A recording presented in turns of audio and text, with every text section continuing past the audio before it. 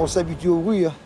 C'est ça le problème. Ça peut devenir très grave parce qu'après, on n'entend plus rien. Ça peut être un problème de santé grave, mais vu que c'est pas sur le moment venu quand on a mal aux oreilles ou qu'on perd l'audition, du coup, on n'y fait pas forcément attention. C'est une question d'habitude d'avoir des protections des oreilles. On met les bouchons quand on en a eu l'utilité, mais sinon, on oublie un peu. Enfin, surtout les anciens, on fait plus tellement attention. Ça coûte rien de les mettre.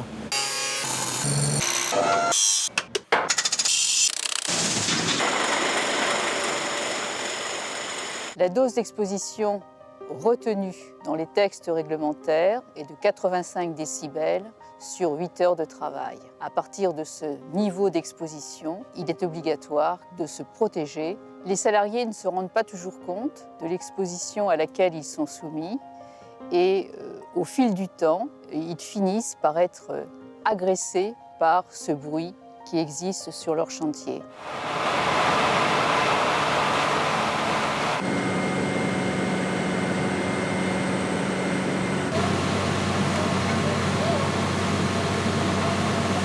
Je m'en suis rendu compte, c'est à force de faire répéter les gens, quoi. Mon épouse n'arrêtait pas de me le dire.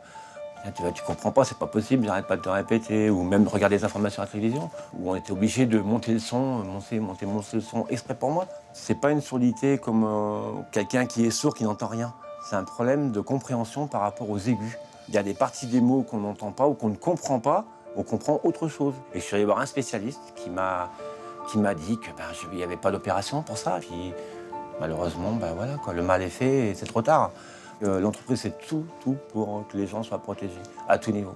Et c'est très bien. Le traumatisme sonore chronique, c'est une atteinte progressive de la qualité de l'audition. Ce sont les cellules de l'oreille interne, qu'on appelle les cellules ciliées, qui s'abîment au fil du temps et elles finissent par être détruites et c'est irréversible.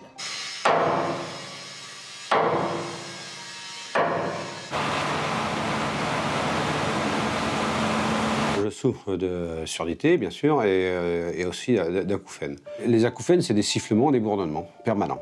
Par exemple, la nuit. La nuit où il n'y a plus de bruit autour de vous, vous n'entendez plus que ça. Et bien sûr, ça agit sur le système nerveux, ça agit sur le caractère de la personne, quoi. Moi, ça m'affecte dans mon sommeil. Et qui dit manque de sommeil, dit manque de concentration. On n'arrive plus à, disons, à supporter vraiment les gens, quoi.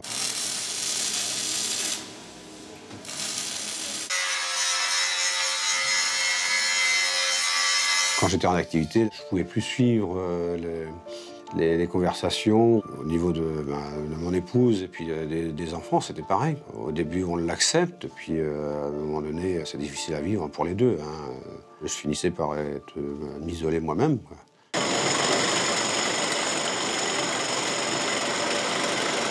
Bourdonnement, sifflement, c'était continuel, chronique. Même sans travailler, le week-end, ces bruits continuaient. C'est sur la durée après qu'effectivement, quand ce bruit persiste, qu'on se dit, effectivement, c'est très nuisible, quoi. Je me sentais handicapé, voilà.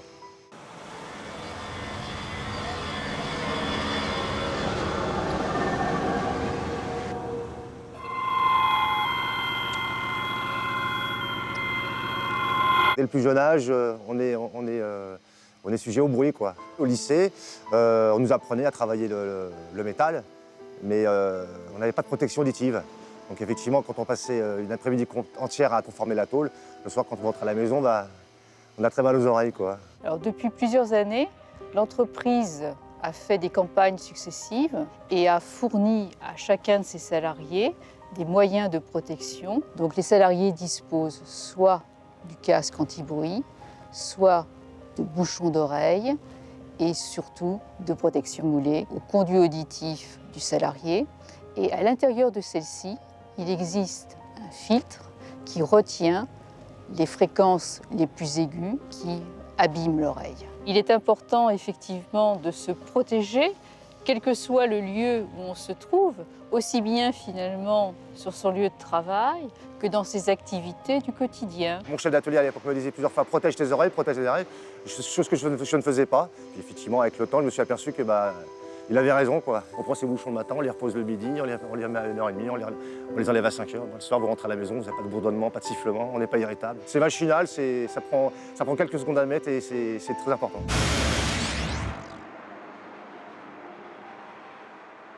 Le rôle de l'encadrement, c'est d'être exemplaire et de porter les protections individuelles que l'on a à notre disposition dès qu'il y en a besoin. Tout le personnel, y compris intérimaire, dispose de protections individuelles adaptées. Et sur le chantier ici, on a voulu tester un nouveau type de protection assez performant. Le centraliste est équipé avec un casque qui le protège complètement et qui lui permet d'être en liaison radio avec le reste de l'équipe.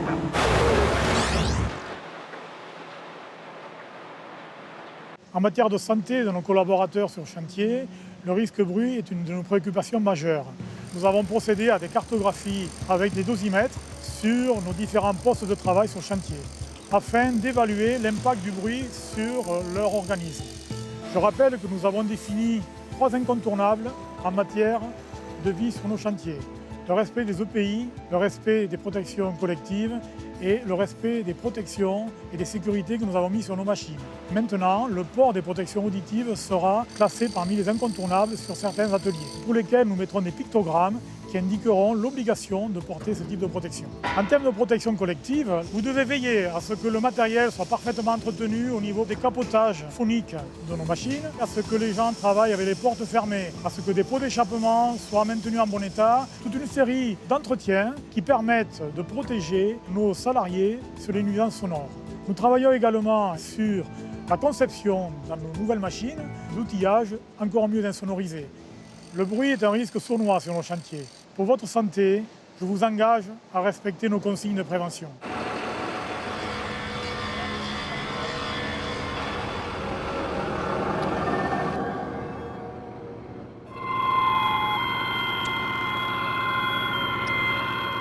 Le diagnostic est tombé en me disant, oui, j'avais pratiquement plus d'aigus, j'avais perdu 85% d'aigus.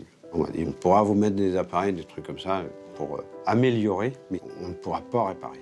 À 20 ans, 25 ans, on a toute la vie devant nous et on ne pense pas qu'on va arriver à finir comme moi, par exemple, avec tous ces problèmes. Mais ça vient plus vite qu'on ne pense. Il y a sur l'étanche machine, mais tout le groupe, on va dire Vinci, fait énormément de ce côté-là. On a des gens qui sont compétents au niveau de la sécurité, qui passent sur nos chantiers, qui sont à l'écoute. Vous avez tous les outils à votre portée pour justement vous protéger. Ne les mettez pas dans votre poche, ne les mettez pas dans votre placard, ça ne servira à rien du tout. Mettez-les. Dans 20 ans, vous direz, tiens, ce vieux, il avait raison. Le bruit est une nuisance dangereuse. C'est une nuisance qu'on ne voit pas et c'est celle qu'on n'entend plus.